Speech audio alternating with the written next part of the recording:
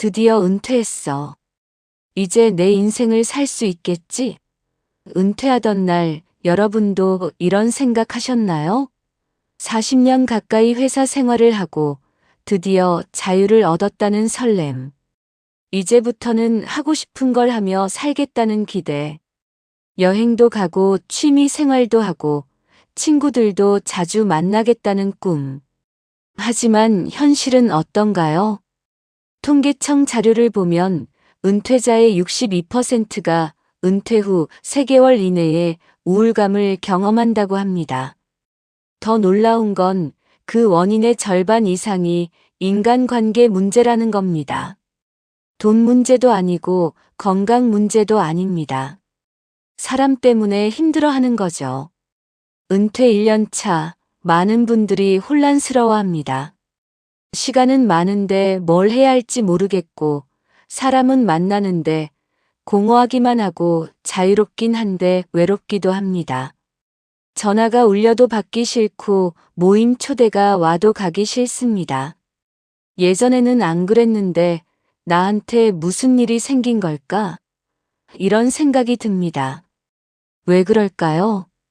은퇴는 단순히 직장을 그만두는 게 아닙니다. 인생의 패러다임이 완전히 바뀌는 거예요. 지금까지는 목적이 있었습니다.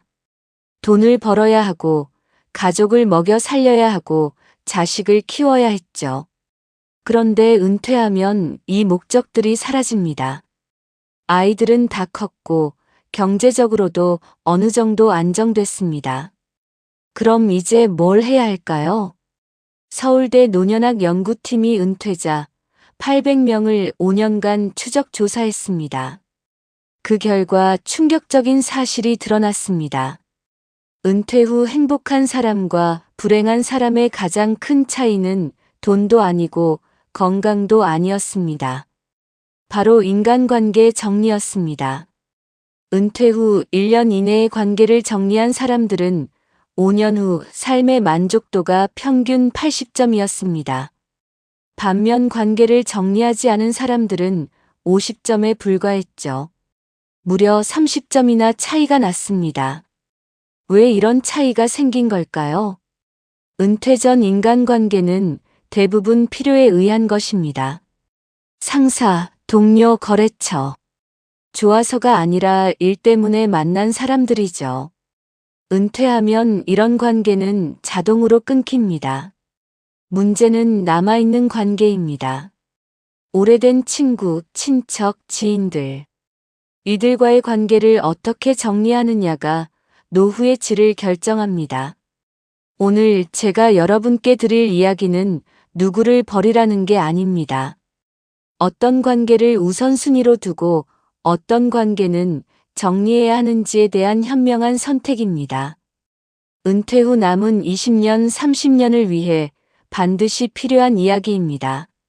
소중한 구독과 좋아요 부탁드리며 지금부터 은퇴 후 가장 먼저 정리해야 할 5가지 인간관계에 대해 말씀드리겠습니다. 1장. 직장 동료와의 관계. 퇴직하면 연락하고 지내자. 마지막 회식 날 동료들과 이런 약속하셨죠? 다들 진심이었을 겁니다. 그런데 1년이 지나면 어떻게 될까요? 연락하는 사람이 몇 명이나 남아있나요? 63세 김 과장님의 이야기입니다. 35년간 한 회사를 다녔어요. 은퇴할 때 부서 사람들이 성대한 송별회를 열어줬습니다. 형님, 자주 보자. 형님, 주말에 골프 칩시다. 모두들 약속했죠. 김 과장님은 감동했습니다. 이렇게 좋은 사람들과 계속 만나겠구나 생각했어요. 은퇴 한 개월 후, 김 과장님이 먼저 연락했습니다. 이번 주말에 밥 먹을까? 다들 바쁘다고 했어요. 2개월 후 다시 연락했습니다. 이번엔 연락이 안 되는 사람도 있었죠. 3개월 후엔 아예 연락하기가 민망해졌습니다. 내가 너무 집착하나? 하는 생각이 들었거든요. 6개월이 지나자 깨달았습니다. 자신과 동료들 사이의 관계가 일로 이어진 것 뿐이었다는 걸요. 진짜 친구가 아니라 직장 동료였다는 걸요. 김 과장님은 서운했습니다. 하지만 동시에 이해도 됐어요. 자신도 회사 다닐 때 은퇴한 선배들과 연락 안 하고 살았으니까요. 심리학에는 상황적 우정이라는 개념이 있습니다. 특정 상황에서만 유지되는 관계를 말합니다. 같은 학교를 다닐 때, 같은 회사를 다닐 때, 같은 동네에 살 때, 그 상황이 끝나면 관계도 자연스럽게 끝납니다. 직장 동료는 대부분 상황적 우정입니다. 매일 만나니까 친하게 느껴지는 거예요. 점심도 같이 먹고 커피도 같이 마시고 회식도 같이 하니까요. 하지만 그게 진짜 우정은 아닙니다. 상황이 만든 친밀감일 뿐이죠. 67세 박 부장님은 달랐습니다. 은퇴하자마자 정리했어요. 회사 사람들과는 1년에 한두 번 정도만 만나기로 했습니다. 송년회나 중요한 경조사 때만요. 대신 그 시간에 새로운 관계를 만들었습니다. 동네 등산 모임, 복지관 탁구 모임, 은퇴한 사람들끼리 만나는 모임이었죠. 1년 후 박 부장님은 행복했습니다. 새로운 친구들이 생겼거든요. 모두 비슷한 처지라 이야기도 잘 통했어요.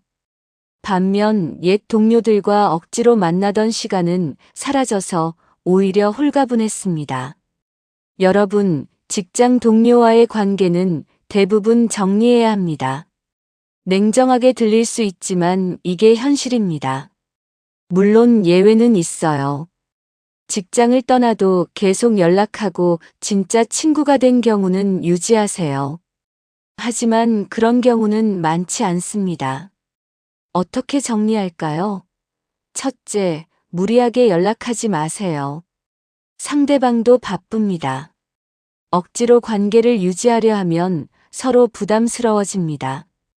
둘째, 단체 모임은 1년에 한두 번으로 줄이세요. 매달 만날 필요 없습니다. 가끔 만나니까 더 반갑고 좋습니다. 셋째, SNS로 안부만 나누세요. 직접 만나지 않아도 소식은 알 수 있습니다. 좋아요 하나, 댓글 하나로 관계를 유지할 수 있어요. 넷째, 새로운 관계에 투자하세요. 은퇴 후 삶에 맞는 새로운 친구를 만드는 게 더 중요합니다. 직장 동료와의 관계를 정리하는 건 배신이 아닙니다. 자연스러운 변화입니다. 각자의 길을 가는 거예요. 그들은 여전히 회사 생활을 하고 여러분은 은퇴 후 삶을 삽니다. 다른 삶을 사는 사람들이니 관계도 달라지는 게 당연합니다. 2장.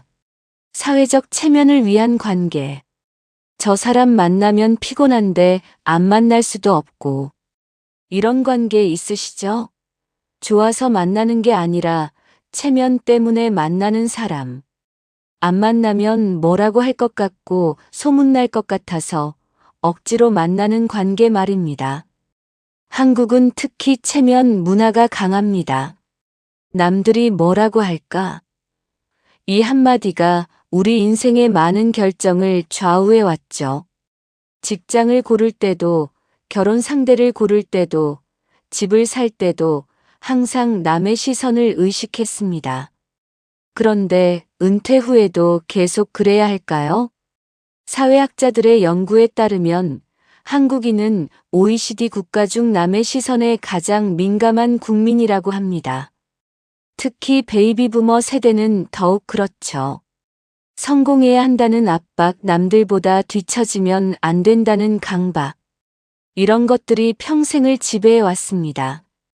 65세 이 사장님의 이야기입니다. 30년간 사업을 하면서 여러 모임에 가입했어요. 상공인 모임, 로타리 클럽, 동문회, 향후회. 매주 어딘가 모임이 있었습니다. 사업할 때는 필요했어요.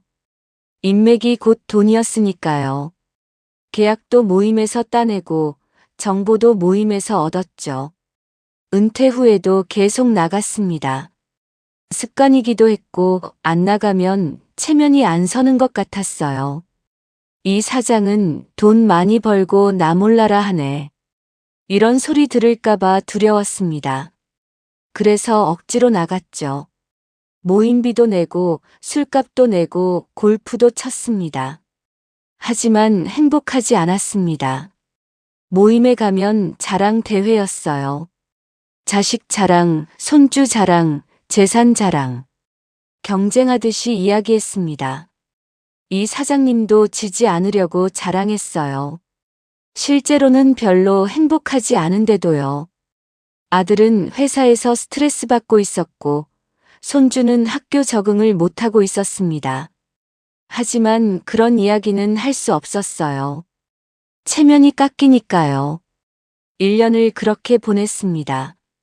어느 날 문득 생각했어요. 내가 뭐 하는 거지? 왜 이렇게 사나? 집에 오면 늘 기분이 안 좋았습니다.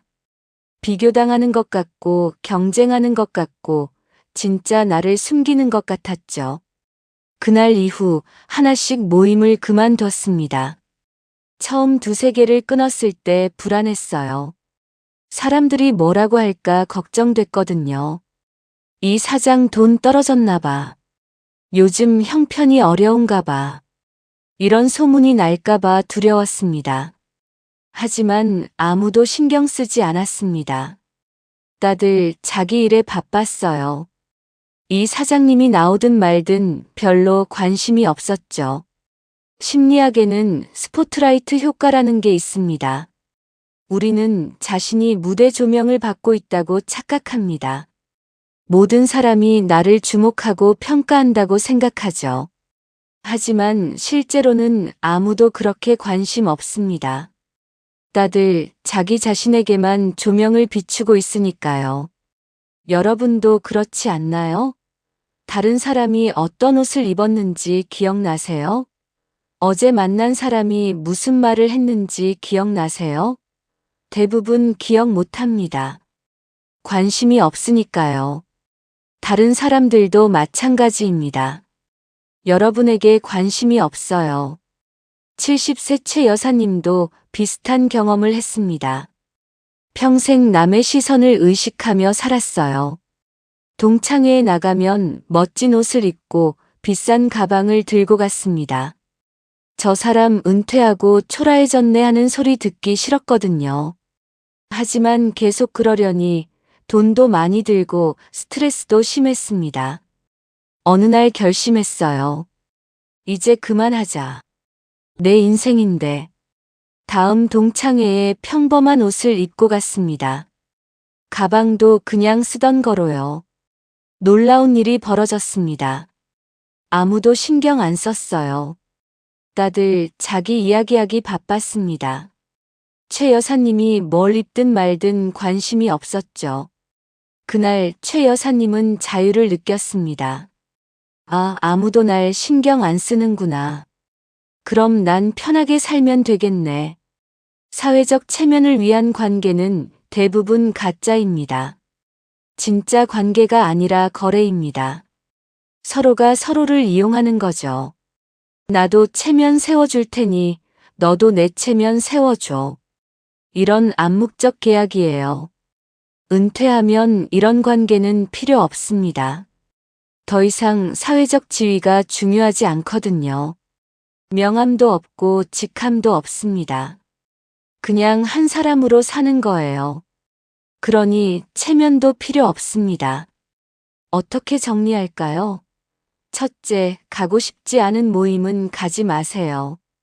요즘 건강이 안 좋아서, 개인적으로 바빠서, 이렇게 말하고 빠지세요. 둘째, 꼭 필요한 모임만 남기세요. 진짜 친한 사람들이 있는 모임, 즐거운 모임만 남기고 나머지는 정리하세요. 셋째, 새로운 기준으로 관계를 만드세요. 체면이 아니라 즐거움으로요. 이 사람과 있으면 행복한가? 이게 유일한 기준입니다. 은퇴 후 삶은 짧습니다. 체면 유지하느라 시간 낭비하지 마세요. 진짜 행복한 관계에 시간을 쓰세요. 그게 여러분이 받아야 할 자유입니다. 3장. 일방적으로 주기만 하는 관계. 형님, 이번에 좀 도와주세요. 선배님, 한 번만 부탁드립니다. 은퇴 후에도 이런 전화 받으시나요? 현역일 때는 힘이 있었죠. 도와줄 수 있었습니다. 그런데 은퇴한 지금도 계속 도와줘야 할까요? 68세강 회장님의 이야기입니다. 40년간 중견 기업을 운영했어요. 수많은 사람을 도와줬습니다. 취직 부탁, 사업 부탁, 금전적 도움. 할 수 있는 건 다 해줬죠. 그렇게 도와준 사람이 수백 명은 될 겁니다. 은퇴 후에도 연락이 왔습니다. 회장님, 우리 아들 취직 좀 부탁드립니다. 회장님, 사업 자금 좀 빌려주세요. 강 회장님은 난감했어요. 이제 은퇴했으니 힘도 없는데 계속 부탁이 들어오니까요. 거절하면 배은망덕한 사람이 될 것 같았습니다. 예전에 도와달라고 할 때는 언제고 이제는 모른 척하네. 이런 소리 들을까봐 두려웠죠. 그래서 계속 도와줬습니다. 할 수 있는 선에서요. 하지만 문제가 생겼습니다. 자신의 노후 자금이 줄어들기 시작한 거예요. 빌려준 돈은 안 갚고 부탁만 계속 늘어났습니다. 그제야 강 회장님은 깨달았습니다. 자신이 계속 주기만 했다는 걸요. 관계는 주고받는 겁니다. 한쪽만 주고 한쪽만 받으면 그건 관계가 아닙니다. 착취죠. 심리학에서는 이것을 일방적 관계라고 부릅니다. 건강하지 않은 관계의 대표적인 예입니다. 일방적 관계의 특징이 있습니다. 첫째, 상대방은 필요할 때만 연락합니다. 평소엔 소식도 없다가 뭔가 필요할 때만 나타나죠. 둘째, 고맙다는 말이 없습니다. 도와줘도 당연하다는 듯이 받아들입니다. 우리 사이에 뭐 그런 걸 따져? 이렇게 말하죠. 셋째, 여러분이 어려울 때 그 사람은 없습니다. 도와달라고 하면 핑계를 대고 사라집니다. 70세 송 선배님도 비슷한 경험이 있습니다. 후배들을 많이 도와줬어요. 취직도 시켜주고 돈도 빌려주고 인맥도 연결해줬습니다. 후배들은 감사해했죠. 선배님 은혜 잊지 않겠습니다. 은퇴 후 송 선배님이 병원에 입원했습니다. 수술을 받아야 했어요. 병문안을 온 후배는 단 한 명도 없었습니다. 전화로 빨리 나으세요라는 말만 하고 끊었죠. 송 선배님은 서운했습니다. 퇴원 후 다시 생각해 봤어요. 그 후배들과의 관계가 진짜 관계였나? 아니었습니다. 자신이 도와줄 수 있을 때만 찾아온 사람들이었어요. 이제 은퇴해서 도와줄 게 없으니 관심도 없어진 거죠. 송 선배님은 정리했습니다. 그 후배들과는 연락을 끊었어요. 대신 진짜 친구들과 시간을 보냈습니다. 서로 주고받는 관계, 자신이 힘들 때 옆에 있어준 사람들과요.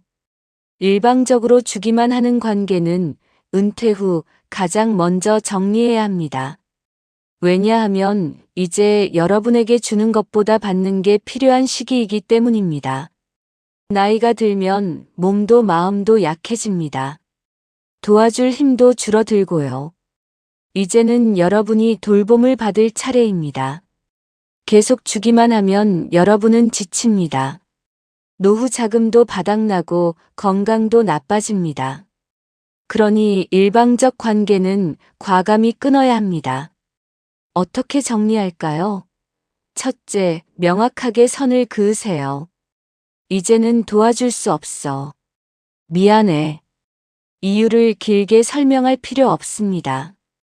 둘째, 죄책감을 버리세요. 여러분은 충분히 도와줬습니다. 이제는 여러분 차례입니다. 셋째, 진짜 관계에 집중하세요. 서로 주고받는 관계, 균형 잡힌 관계에 시간과 에너지를 쓰세요. 은퇴는 주는 시기가 아니라 받는 시기입니다. 평생 주고 살았으니 이제는 받으며 사세요. 그게 여러분의 권리입니다. 사장. 비교와 경쟁을 부추기는 관계. 우리 아들은 대기업 다녀. 우리 손주는 영어를 유창하게 해. 우리 집은 강남에 있어. 은퇴 후 동창회나 모임에 가면 이런 이야기 자주 들으시죠? 그리고 여러분도 지지 않으려고 자랑하시나요? 66세 정 선생님의 이야기입니다. 고등학교 동창회가 있었어요. 3개월에 한 번씩 모였는데 분위기가 이상했습니다. 만날 때마다 자랑 대회였거든요. 자식 자랑, 재산 자랑, 건강 자랑. 모두가 경쟁하듯이 말했습니다. 정 선생님도 처음엔 맞춰줬어요. 우리 큰애도 잘 나가는 회사 다녀. 건강검진 받았는데 이상 없다고 하더라. 하지만 점점 피곤해졌습니다. 사실 큰애는 회사에서 스트레스 받고 있었고 본인도 당뇨 초기였거든요. 거짓말을 계속하니 힘들었습니다. 어느 날 깨달았어요. 나는 뭐 하는 거지? 왜 거짓말까지 하면서 체면을 차리나? 다음 모임에 나가지 않았습니다. 그 다음 모임도 빠졌죠. 결국 동창회를 나가지 않게 됐습니다. 심리학자 레온 페스팅거는 사회적 비교 이론을 제시했습니다. 인간은 본능적으로 자신을 남과 비교한다는 거죠. 그리고 그 비교를 통해 자존감을 유지합니다. 문제는 은퇴 후에 이런 비교가 더 심해진다는 겁니다. 왜일까요? 은퇴 전에는 직장, 직급, 연봉으로 비교했습니다. 나름 객관적인 기준이 있었죠. 하지만 은퇴 후에는 비교할 기준이 애매합니다. 그래서 자식, 손주, 재산, 건강 등 온갖 것으로 비교합니다. 72세 한 여사님은 친구들과 30년을 만났습니다.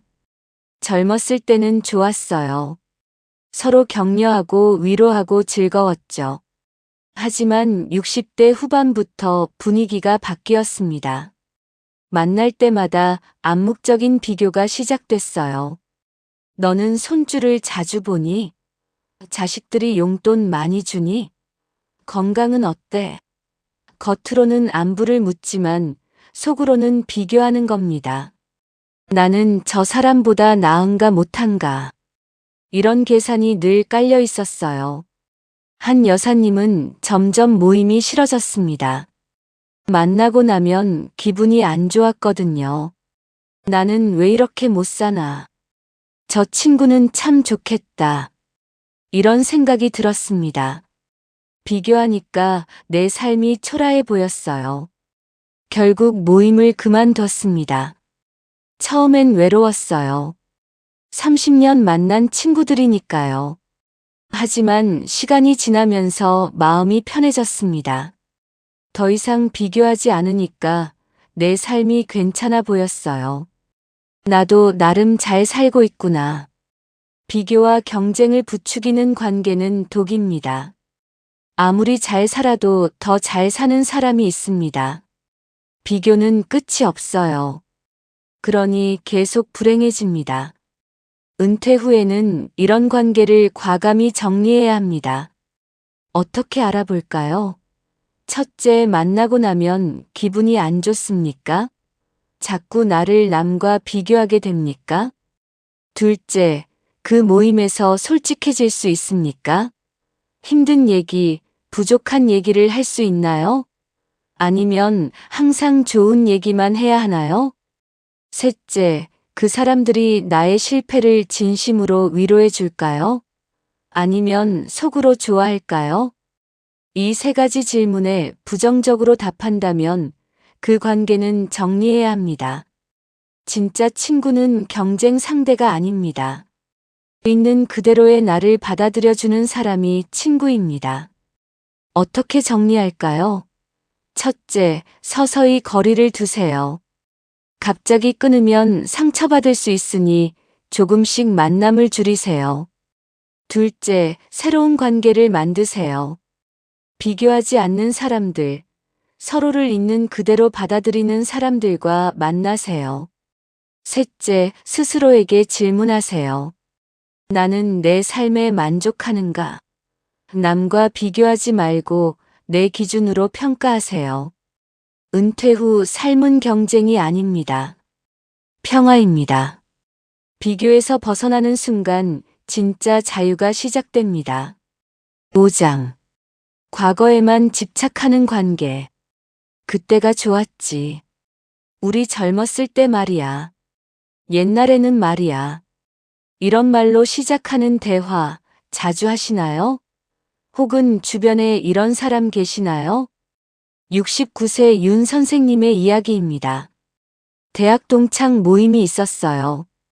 1년에 4번 모였는데 늘 같은 패턴이었습니다.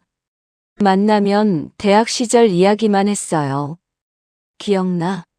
그때 우리가 그랬잖아. 그때 교수님이 이러셨지. 50년 전 이야기를 매번 반복했습니다. 처음 몇 년은 재미있었습니다. 추억을 되새기는 것도 좋았고요. 하지만 10년째 같은 이야기를 듣다 보니 지겹기 시작했어요. 새로운 이야기는 없었습니다. 현재 이야기, 미래 계획, 새로운 도전. 이런 이야기는 전혀 없었죠. 윤 선생님이 새로운 이야기를 꺼냈습니다. 요즘 서예를 배우는데 재미있어. 친구들은 시큰둥했어요. 그래, 좋겠다.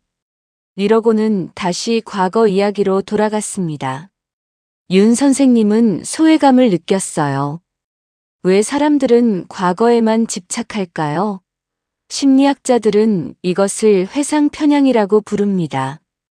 과거를 실제보다 더 좋게 기억하는 경향이죠. 그때가 좋았지라고 말하지만 실제로 그때도 힘든 일이 많았습니다. 다만 시간이 지나면서 좋은 기억만 남은 거예요. 과거에 집착하는 건 현재가 불만족스럽다는 신호입니다. 지금 할 일이 없고 기대할 미래도 없으니 과거로 도망가는 겁니다. 문제는 이런 사람과 함께 있으면 나도 과거에 갇힌다는 거예요. 74세 오 여사님도 그랬습니다. 친구가 하나 있었는데 만날 때마다 과거 이야기만 했어요. 우리 애들 어렸을 때 말이야. 남편이 돈 벌던 시절에 말이야. 30년 전, 40년 전 이야기였습니다. 오 여사님은 현재 이야기를 하고 싶었어요. 이번 주에 손주랑 뮤지컬 봤어. 다음 달에 제주도 가려고. 하지만 친구는 관심이 없었습니다. 그래, 좋겠네. 이러고는 다시 자기 과거 이야기를 했죠. 시간이 지나면서 오 여사님은 깨달았습니다. 친구와 함께 있으면 자신도 늙는다는 걸요. 새로운 걸 시도할 의욕이 안 생기고 그저 과거만 그리워하게 됐습니다. 나도 저렇게 늙어가는구나 하는 생각이 들었어요. 결국 만남을 줄였습니다. 대신 새로운 사람들을 만났어요. 복지관에서 요가를 배우는데 거기서 만난 사람들은 달랐습니다. 70대, 80대인데도 활기가 넘쳤어요. 다음 달에 이런 공연 볼까? 이번에 이런 거 배워볼까? 미래지향적이었습니다. 오 여사님도 달라졌습니다. 새로운 도전을 하고 싶어졌고, 어디 가보고 싶어졌고, 배우고 싶어졌습니다. 아직 할 게 많구나 하는 생각이 들었어요. 과거에만 집착하는 관계는 정리해야 합니다. 과거는 소중하지만 과거에 살 수는 없습니다. 은퇴 후 삶은 과거를 회상하는 시간이 아닙니다. 현재를 즐기고 미래를 준비하는 시간입니다. 어떻게 구분할까요? 첫째, 만날 때 대화 내용을 점검해 보세요. 과거 이야기가 80% 이상인가요? 아니면 현재와 미래 이야기도 나누나요? 둘째, 그 사람은 새로운 걸 시도하나요? 계속 배우고 도전하나요? 아니면 집에만 있나요? 셋째, 만나고 나면 어떤 기분이 드나요? 활기가 생기나요? 아니면 우울해지나요? 과거에 집착하는 사람과는 거리를 두세요. 대신 현재를 사는 사람들과 어울리세요. 새로운 걸 배우는 사람, 계획이 있는 사람, 미래를 이야기하는 사람들과요. 은퇴는 끝이 아니라 새로운 시작입니다. 과거에 갇혀 있을 시간이 없습니다. 앞으로 20년, 30년을 어떻게 살지 고민하고 계획하고 실행해야 합니다. 여러분, 오늘 우리가 살펴본 5가지 관계를 정리해 볼까요? 직장 동료와의 관계, 사회적 체면을 위한 관계, 일방적으로 주기만 하는 관계, 비교와 경쟁을 부추기는 관계, 과거에만 집착하는 관계.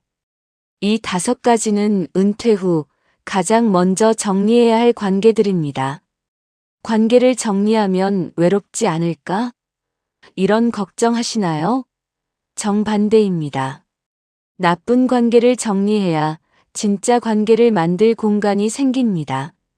시간도, 에너지도, 마음의 여유도 생깁니다. 생각해 보세요.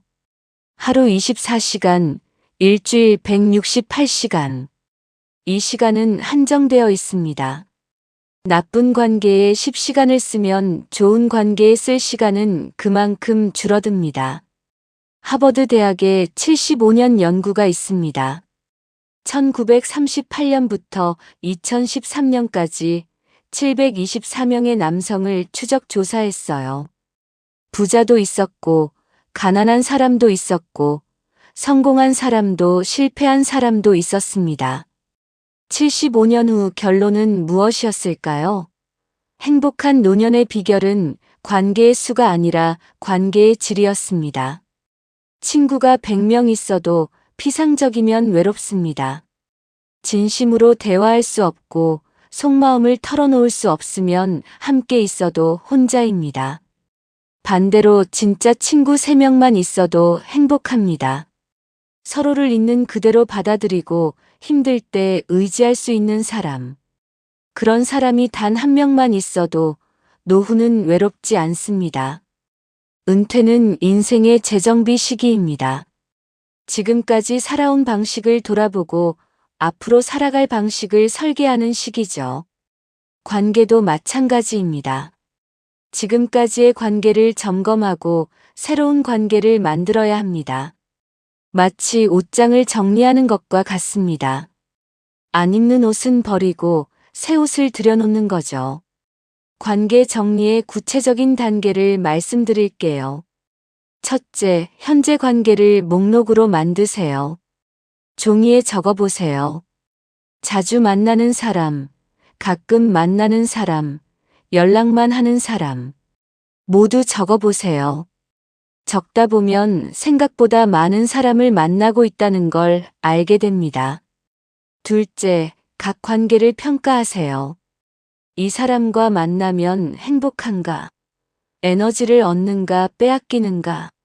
진심으로 대화할 수 있는가? 있는 그대로의 나를 보여줄 수 있는가? 솔직하게 평가하세요.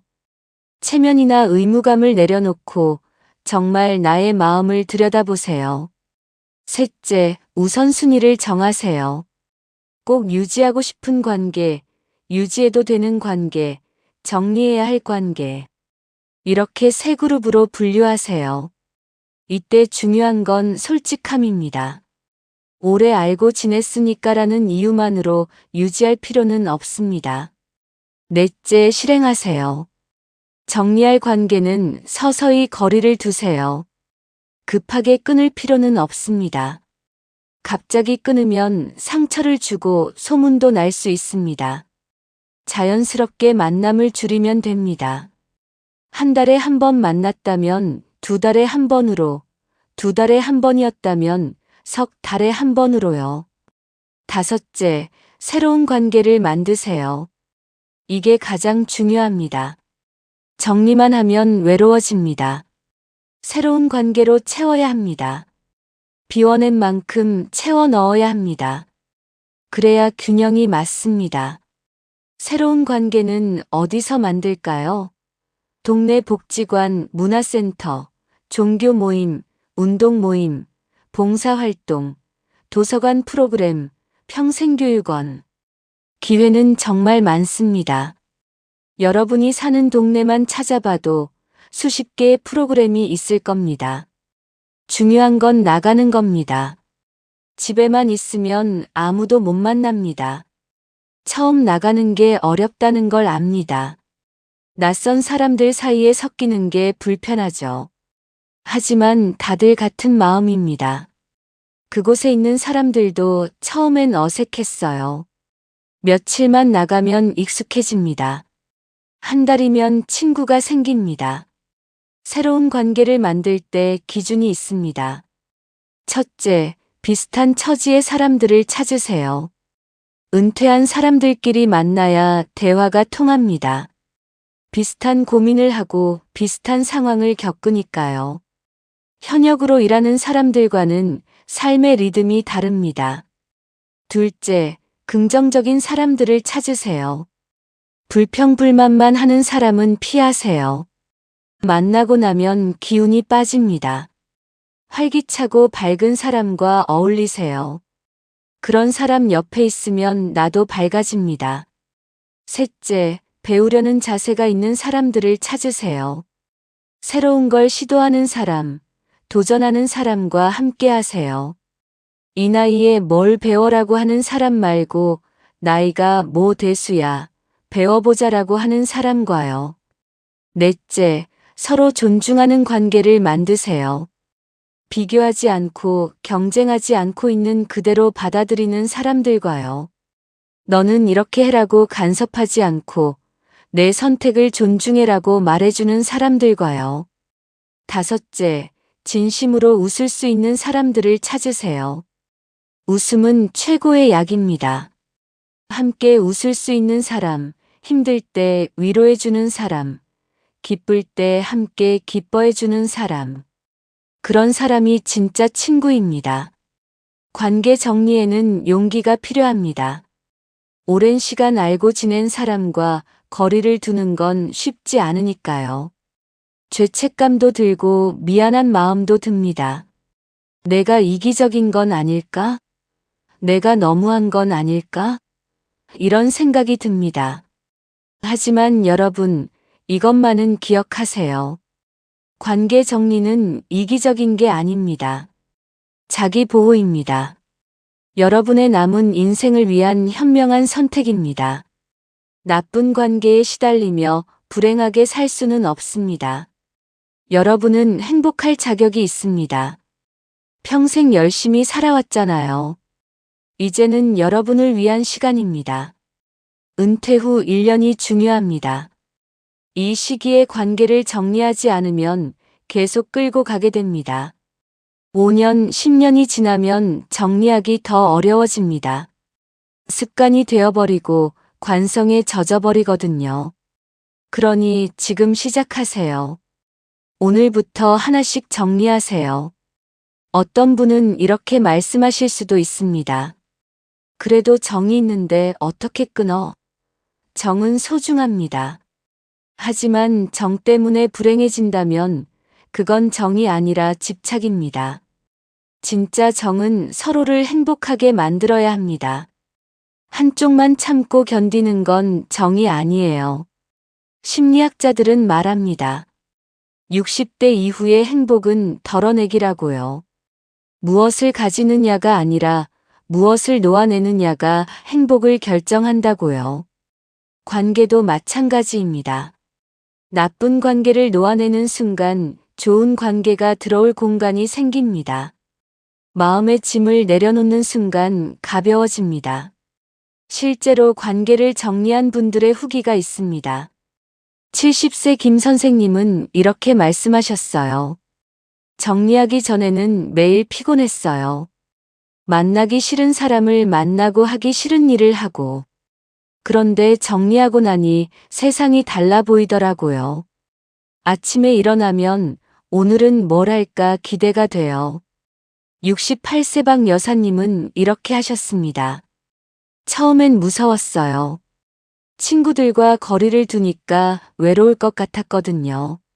하지만 새로운 모임에 나가서 진짜 친구를 만났어요. 이제는 하루하루가 즐거워요. 진작 정리할 걸 그랬어요. 마지막으로 이 말씀을 드리고 싶습니다. 은퇴 후 삶은 여러분의 것입니다. 더 이상 회사 것도 아니고 사회 것도 아닙니다. 오롯이 여러분의 것입니다. 그러니 여러분이 원하는 사람들과 여러분이 원하는 방식으로 사세요. 남의 시선, 사회적 체면, 옛날 관계, 의무감, 죄책감. 이런 것들에 얽매이지 마세요. 여러분을 행복하게 만드는 관계만 남기세요. 그게 여러분이 받아야 할 자유입니다. 그게 은퇴가 주는 선물입니다. 은퇴 후 평균 수명을 계산해 보면 20년에서 30년입니다. 길다면 긴 시간이고 짧다면 짧은 시간이죠. 이 시간을 어떻게 보내실 건가요? 나쁜 관계에 시달리며 불행하게 보내실 건가요? 아니면 좋은 관계 속에서 행복하게 보내실 건가요? 선택은 여러분의 것입니다. 아무도 대신 결정해 줄 수 없습니다. 하지만 한 가지는 확실합니다. 지금 용기를 내서 정리하는 것이 5년 후, 10년 후에 여러분을 행복하게 만들 거라는 겁니다. 오늘 이 영상이 여러분의 관계 정리에 도움이 되었기를 바랍니다. 용기 내세요. 정리하세요. 그리고 새로운 관계를 만드세요. 여러분의 노후가 진짜 친구들과 함께하는 행복한 시간으로 가득하길 바랍니다. 은퇴는 끝이 아니라 새로운 시작입니다. 관계도 새롭게 시작하세요. 과거에 얽매이지 말고 미래를 향해 나아가세요. 여러분에게는 아직 할 일이 많고 만날 사람이 많고 경험할 것이 많습니다. 여러분의 행복한 노후를 진심으로 응원합니다. 삶의 질이 완전히 달라지는 그 순간을 경험하시길 바랍니다. 시청해 주셔서 감사합니다.